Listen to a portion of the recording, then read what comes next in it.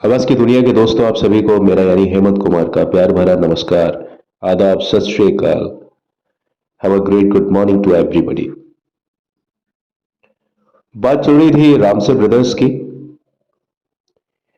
और जैसा कि मैंने आपको बताया कि रामसे ब्रदर्स एक वो नाम है जो कि फिल्म इंडस्ट्री में हॉरर और सस्पेंस को लेकर के आए। और यकीन मानिए दोस्तों, ये जो सारे लोग थे जिन्हें हम रामसे ब्रदर्स के नाम से जानते हैं, ये 8-9 लोगों का जो पूरा एक ग्रुप हुआ करता था, बाप बेटे और पूरे घर के जितने लोग थे वो सब, कहीं से उन्होंने किसी भी चीज का डिप्लोमा नहीं लिया था। इन लोगों ने सारी चीजों को घर पर बैठ करके ही कल्पना किया, किसी ने डायरेक्शन को समझा सीखा घर बैठ करके, किसी ने फोटोग्राफी को, जैसे केशुराम से की हम बात करते हैं, अक्षय कुमार के साथ में उनके बहुत बड़े बड़े प्रोजेक्ट्स रहे सन 2000 तक। और उसके बाद में केशुराम से का इंतकाल हो गया। और जो इनका हिट जो समय आया वो आया था पुराना मंदिर के बाद। यानी पुराना मंदिर के बाद इन्होंने सफलता को चखा और उससे अभिभूत होकर के द रैमसेस यानी रामसे ब्रदर्स ने, आपको ध्यान होगा, पुराना मंदिर में एक जो सामरी की जो भूमिका निभाई थी वो निभाई थी अजय अग्रवाल ने, और जिनका वास्तविक नाम है अनिरुद्ध अग्रवाल। अनिरुद्ध अग्रवाल को आपने कई फिल्मों में देखा होगा। और इन्हें स्क्रीन कवरेज जो मिला पुराना मंदिर में बहुत ज्यादा मिला, क्योंकि वो पूरी फिल्म ही सामरी पर आधारित थी। और उस नाम से सामरी फिल्म बाद में भी आई 1985 में। लेकिन मैं ये कहना चाहता हूं कि अनिरुद्ध अग्रवाल की ये कोई पहली फिल्म नहीं थी।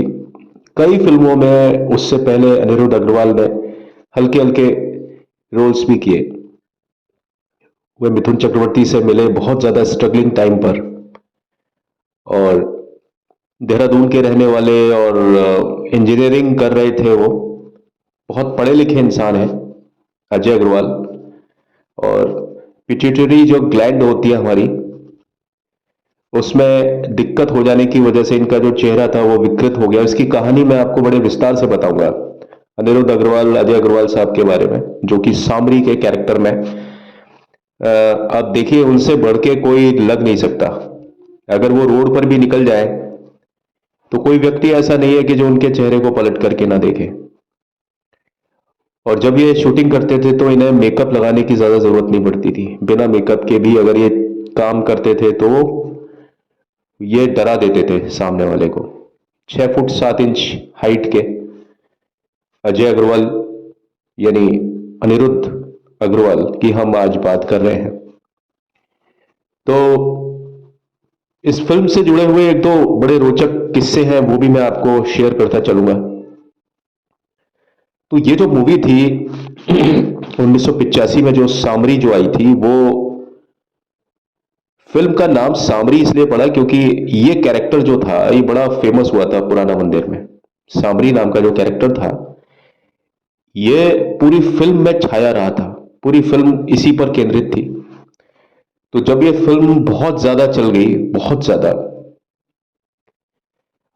समीक्षक इस बात को मानते हैं और समझते हैं और कहते हैं कि ये वो फिल्म थी जो शराबी फिल्म से ज्यादा चली। ये फिल्म 1984 में आई थी और ये कई फिल्मों के इसने डब्बे बजा दिए थे इस फिल्म ने। हालांकि इसको शो टाइम था वो बहुत कम मिला था थिएटर्स में। जहां थिएटर्स में जो 3 शो होते थे वो मेन फिल्मों के चलते थे, लेकिन एक शो जो सबसे पहले इसको दिया जाता था 10 बजे से, और 12 बजे का जो शो होता था 12 साढ़े 12 का, वो फिर मेन फिल्म्स को दिया जाता था। शराबी या जो फिल्में उनके सामने लगती थी, इनकलाब, वो फिल्में जो चलती थी 1984 में जो लाइमलाइट में थी, तो शराबी फिल्म से ज्यादा इस फिल्म की डिमांड थी। और ये डिमांड बहुत धीरे धीरे करके बढ़ी। मैं बात कर रहा हूं पुराना मंदिर की। और पुराना मंदिर का जो नाम है वो सामरी की वजह से है, यानी अनिरुद्ध अग्रवाल की वजह से। जब ये फिल्म बहुत ज्यादा फेमस हो गई और आज तक की मेरे ख्याल में रामसे ब्रदर्स की सबसे बढ़िया जो फिल्म मानी जाती है वो पुराना मंदिर और फिर वीराना। तो पुराना मंदिर से इस जो जोड़ी थी वो बी और सी क्लासेस की फिल्म में माना जाता था। रामसे ब्रदर्स की जितनी फिल्में थी बी और सी क्लासेस की, लेकिन ये एक ऐसी फिल्म थी पुराना मंदिर जिसने इस फिल्म के जरिए, मतलब पुराना मंदिर के जरिए, बहुत बड़े बड़े जो नाम थे, मैं आपको ये बता रहा हूं कि शराबी जो प्रकाश मेहरा साहब की शराबी को भी इस फिल्म ने किनारे लगा दिया था। तो यह फिल्म सामरी की मैं बात कर रहा हूं। तो ये कैरेक्टर इतना फेमस हुआ था, तो इस कैरेक्टर के नाम से ही अलग से एक फिल्म आई थी जिसका नाम था सामरी, एक साल के तुरंत बाद में। तो 1985 में अनिरुद्ध अग्रवाल दोबारा से आए और ये जो फिल्म थी ये इस बार 3D में आई थी, 3 डायमेंशनल में। और इस फिल्म के बारे में कहा जाता है कि यह फिल्म भारतीय इतिहास की पहली ऐसी फिल्म थी जो 3D मूवी थी। 3D मतलब कोई भी जो उसमें सीन होता था, अगर आप उसको एक 3D चश्मे के साथ में देखें तो आपको लगता था कि ये सारा सीन मेरे साथ ही हो रहा है। जो दृश्य है, मैं खुद भी इस दृश्य का एक हिस्सा हूं। 3D इफेक्ट के साथ में, जैसे उस समय 1985 में कई एक्सपेरिमेंट्स हुए थे फिल्म इंडस्ट्री में। छोटा चेतन नाम से एक फिल्म आई थी, शिवा का इंसाफ फिल्म आई थी। उसी तरीके से सामरी जिसकी मैं बात कर रहा हूं, ये भी एक फिल्म आई थी, लेकिन सामरी का जो कथानक था ना वो हॉरर था, हॉरर सस्पेंस। तो उस लेवल पर रामसे ब्रदर्स ने भारतीय इतिहास में ये पहली फिल्म वो लेकर के आए जो कि 3D हॉरर फिल्म थी। इस फिल्म का इसलिए भी बहुत ज्यादा नाम हुआ। और ये जो फिल्म आई थी इसमें एक चीज और विचित्र जो हम बात मान सकते हैं वो ये थी कि इस फिल्म से फराह खान का पदार्पण हुआ। ये वही फराह खान की मैं बात कर रहा हूं जो कि बहुत बढ़िया कोरियोग्राफी के लिए जानी जाती थी बाद में, और अब कोरियोग्राफी के साथ में फिल्म डायरेक्शन में भी इनकी एक अलग ही पहचान है। और फराह खान बहुत बड़ा एक नाम है। शिरीष कुंडल और शाहरुख खान की जो पूरी फैमिली में फराह खान का नाम आता है। इमीडिएट फैमिली तो नहीं है, लेकिन फराह खान एक ऐसा नाम है जो मेरे ख्याल में फिल्म इंडस्ट्री को, अगर फराह खान के अलावा सोचा जाए तो फिल्म इंडस्ट्री मुकम्मल नहीं होती है। जहां तक आज की बात मैं बता रहा हूं, फराह खान और साजिद खान भाई बहन, कामरान साहब की दोनों संतानें हैं। वही कामरान साहब जिन्होंने फिल्म इंडस्ट्री में बहुत बड़े बड़े बैनर्स तले स्टंट्स दिए और स्टंट सीन करते हुए उनकी मौत हो गई। तो हुआ यूं था कि इस फिल्म में एक सिचुएशन थी जहां जगदीप साहब को भी एक रोल मिला था इस फिल्म में। और रामसे ब्रदर्स का एक तरीका हुआ करता था कि हॉरर जो फिल्म बनाते थे उसमें कॉमिकल इफेक्ट के लिए, यानी जब कोई बहुत ज्यादा सीन बहुत खतरनाक होता था उसके तुरंत बाद में कोई ना कोई कॉमेडी सीन जरूर रखते थे। तो वहां पर इन्हें कॉमेडियंस की जरूरत पड़ती थी। तो कॉमेडियंस के रूप में ये सबसे ज्यादा लेते थे जगदीप को। वही जगदीप जो जावेद जाफरी साहब के पिता, अब तो खैर मरहूम, उनको इंतकाल हुए काफी समय हो चुका है। तो जगदीप साहब को लिया गया था, जैसे पुराना मंदिर में लिया गया था। गब्बर सिंह का एक हिलेरियस एक वर्जन बनाने के लिए वो पूरा एक सीन था, गढ़ा गया था। उसमें बसंती मनिधि, ललिता पवार, ये मैं पुराना मंदिर के बारे में बात कर रहा हूं। तो पुराना मंदिर के बाद में एक बार दोबारा से जगदीप साहब को इसमें रिपीट किया गया सामरी में। और यहां पर जगदीप साहब एक गाने के लिए आए थे तो फिल्म में दो चार जगह, लेकिन पहली बार जगदीप पर एक गाना फिल्माया गया था। एक तो पुराना समय होता था, सिकंदर ने पोरस से की थी लड़ाई, जो की थी लड़ाई तो मैं क्या करूं, वो गाना था जो आपका पुराना अनपढ़ फिल्म का गाना। उसके बाद में जगदीप को शायद ही कोई गाना ऐसा मिला हो जो उनके ऊपर फिल्माया गया हो। कोई गाना ऐसा नहीं था, लेकिन उसके बाद में एक गाना जगदीप को दिया गया। और ये माइकल जैक्सन का जो एल्बम आया था थ्रिलर 1982-83 में, उस थ्रिलर से प्रभावित होकर के एक गाना इसमें रखा गया था फिल्म में, 3D सामरी में। बचा ले बप्पी लहरी साहब की आवाज में उन्हीं का संगीतबद्ध किया वो गाना। और उसमें जगदीप साहब बिल्कुल वही सीन उनको दिया गया था। कब्र से काफी सारी लाशें उठती हैं और कब्र के बीच में जगदीप साहब होते हैं, जैसे माइकल जैक्सन और थ्रिलर का पूरा एक सीन था, जैसे आपने देखा होगा एल्बम में। तो उस सीन को रिक्रिएट किया था इस फिल्म में, लेकिन एक अलग अंदाज में रामसे ने अपने अलग ही तरीके से थोड़ा सा उसको कॉमेडी प्लस हॉरर बनाने के लिए, जैसे कई और फिल्में आई थी बाद में, याद रखेगी दुनिया में एक गाना था, टूटी खिड़की मकड़ी का जंगला, जंगले के पीछे भूत बंगला, उस टाइप के गाना की शुरुआत शायद ये सांबरी का जो गाना था बचा ले, इस गाने से ऐसे मूड का आगाज हुआ था, जो कि हॉरर प्लस कॉमेडी वाला एक गाना है। तो इस चीज में भी दाद देनी पड़ेगी कि किस प्रकार रामसे ब्रदर्स ने हॉरर के साथ में ना सिर्फ सस्पेंस बल्कि हॉरर के साथ में जब गानों को वो देते थे और जब जगदीप साहब सामने होते थे तो वहां पर हॉरर प्लस कॉमेडी का अंदाज बहुत अच्छा चलता था। लेकिन अब इस गाने में हुआ यूं कि कुछ कलाकारों की जरूरत थी और उस समय फराह को कोई जानता भी नहीं था कि फराह कौन है, क्योंकि वो बात मैं कर रहा हूं 1985 की।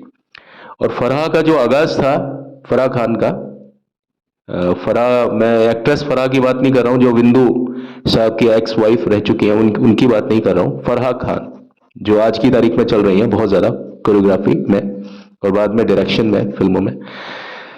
तो जगदीप साहब के लड़के जावेद जाफरी की बात ही अलग साहब, उनके जैसा ना तो कोई डांसर हुआ ना कोई हो सकता है, उनके ऊपर भी मैं बहुत सारे वीडियोस बनाने। तो जगदीप के बाद में जावेद जाफरी उनके बेटे, और जावेद जाफरी के ग्रुप में एक लड़की हुआ करती थी छोटी सी, जिसका नाम था फराह खान। और फराह खान के बहुत सारे ऐसे वीडियोस हैं आज की तारीख में जो कि आपको जावेद जाफरी साहब के साथ में मिल जाएंगे, पुराने वीडियोस। जावेद जाफरी से बहुत सारे डांस एक्शंस फराह खान सीखा करती थी। उनका एक ग्रुप हुआ करता था जावेद जाफरी साहब का, उनका एक हिस्सा थी फराह खान। और वहां से होते होते होते होते होते आज फराह खान कहां पहुंच गई। तो जगदीप साहब ने इस डांस सीक्वेंस के लिए अपने बेटे जावेद जाफरी से बात की। जावेद जाफरी ने इस फिल्म के लिए फराह खान को कहा, फराह खान को मतलब इस चीज के लिए रिकमेंड किया, क्योंकि उस समय फराह खान के पास में मतलब काम की कमी थी और कोई जानता नहीं था और बड़ी ही विकट स्थिति से उनका परिवार गुजरा है। आप समझिए बहुत गरीबी देखी है फराह खान और साजिद खान ने। अब ये लोग चाहे एक अलग दिशा अलग दशा से बात करते हो, लेकिन वो जो समय था बहुत ज्यादा गरीबी का समय था जब इनके पिताजी की डेथ हो गई थी कामरान साहब की। और वो समय बड़ा जबरदस्त, कुछ गरीबी मुफलिसी क्या होती है कोई फराह खान और साजिद खान से सीखे इस बात को। तो उस समय इन्हें काम की बहुत ज्यादा जरूरत थी, कोई जानता भी नहीं था इन लोगों को, एक्स्ट्राज में भी कोई नहीं लेता था, लेकिन फराह खान फिलहाल उस समय डांस वगैरह सीख रही थी जावेद जाफरी के साथ में।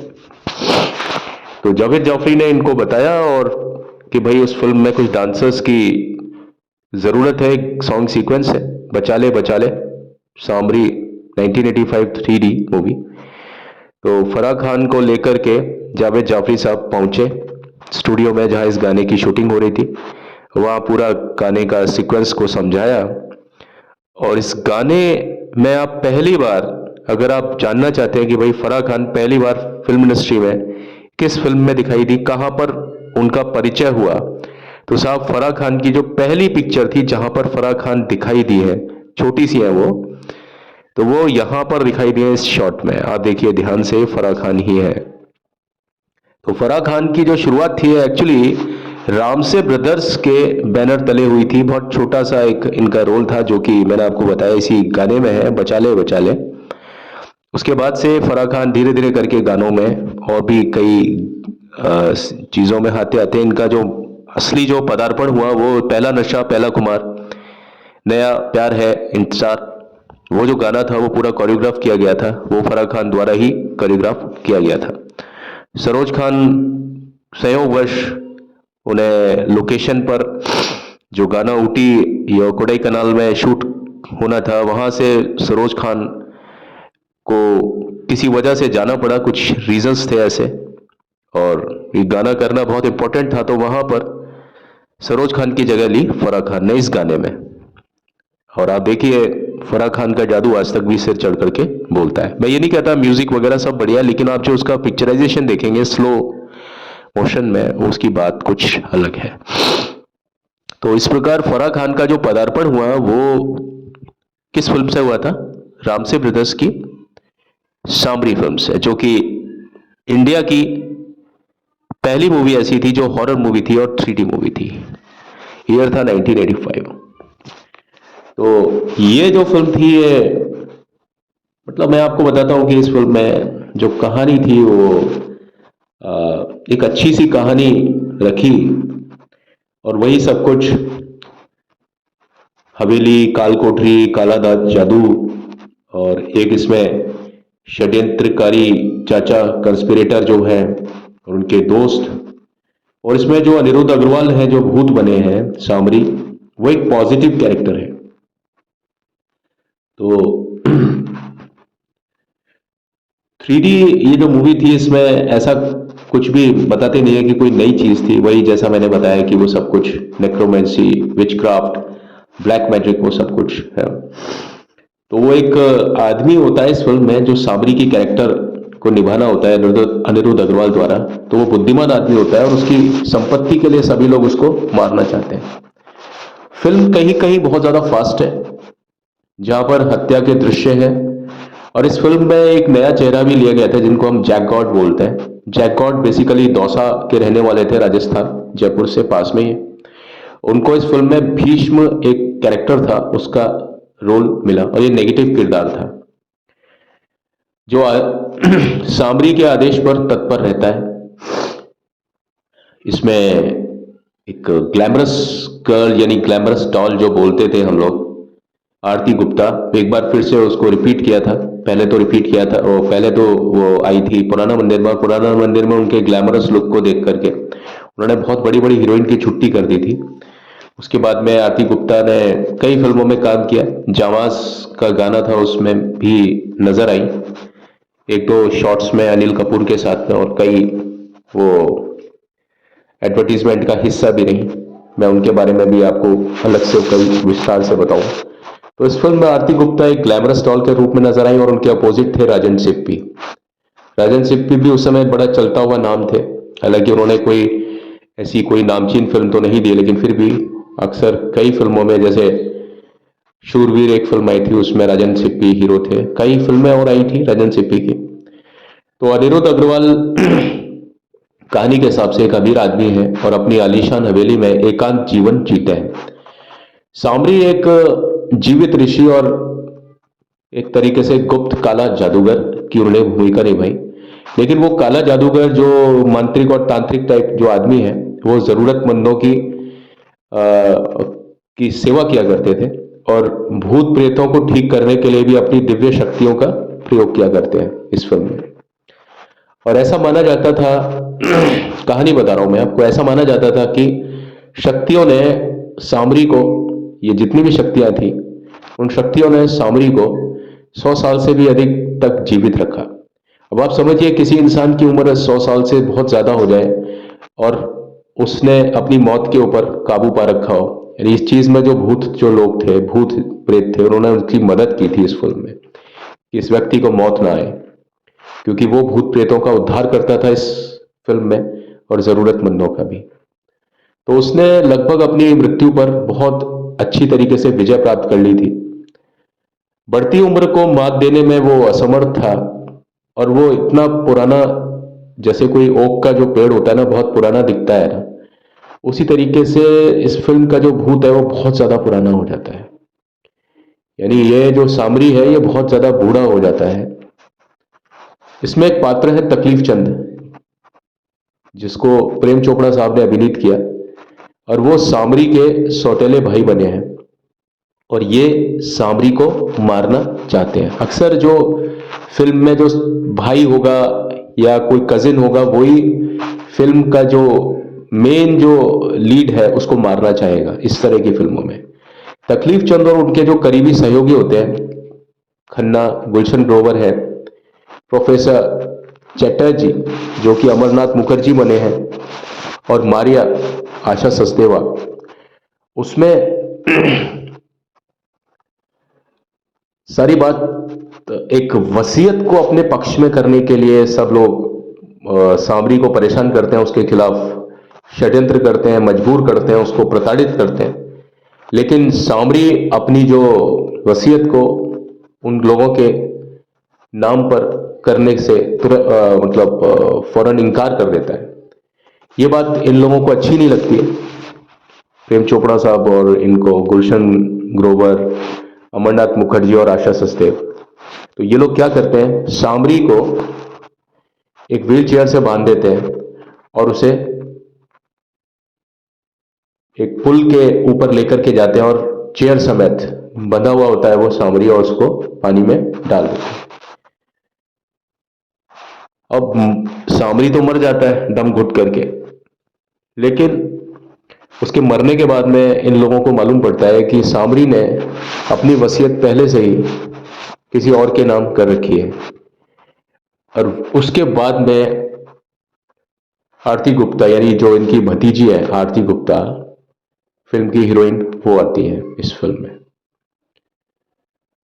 तो आरती गुप्ता जो इनकी भतीजी बनती है सामरी की, और आरती गुप्ता की जो माँ होती है, उसकी जो पत्नी होती है, सॉरी, तो पत्नी और अपनी जो भतीजी है उसके नाम पर सामरी ने अपनी पूरी जायदाद को कर दिया होता है।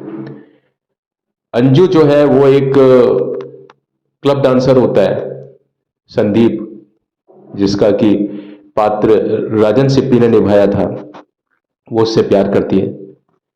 और जब आरती को सामरी की मौत और उसकी वसीयत के बारे में बताया जाता है तो वो और संदीप मृतक को श्रद्धांजलि देने के लिए सामरी की हवेली पहुंचते हैं। तकलीफ चंद यानी प्रेम चोपड़ा सही उत्तराधिकारियों को वहीं पर ही ठिकाने लगा देना चाहता था, यानी खत्म कर देना चाहता था इसी जगह पर इन दोनों को। लेकिन सामरी के घर में उतना सब कुछ अच्छा नहीं है जितना कि दिखाई देता है।